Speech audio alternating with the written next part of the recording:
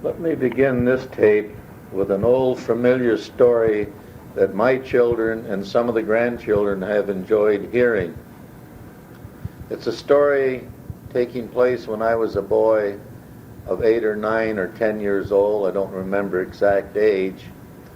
And summer vacation time, and I with another boy had been walking out to the outskirts of town along a country lane. We had our slingshots with us, and we had a supply of clay marbles, and we were doing target practice, finding targets such as an empty rusted can along the roadway or a picket or a fence post. We came up along the lane and found a apple tree just loaded with green apples. And that inducement there was enough for us to get across the ditch line into the field and climb the tree for our supply of green apples.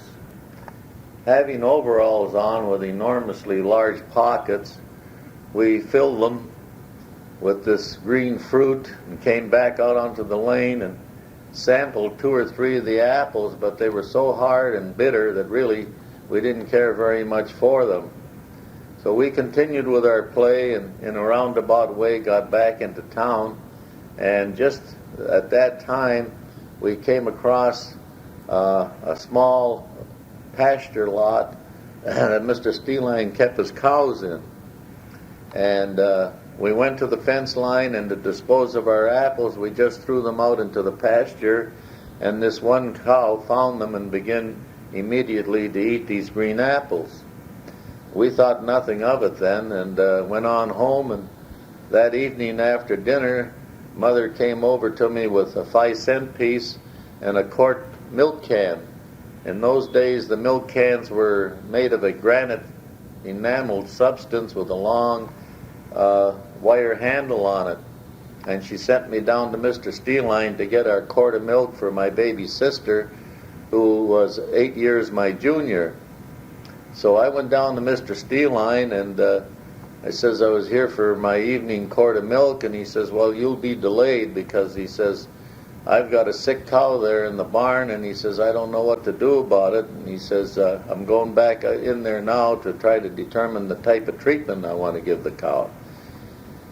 Well, I asked permission to go along with him. We entered the barn, and it was very evident that the cow was in distress. It was moving back and forth and moaning and groaning, and when Mr. Steeline attempted to milk it, it kicked him. So he said, now that's enough of this. And he says, I'm going to have to get some sort of medicine, he says, to quiet this cow down and relieve it of its distress and stomachache.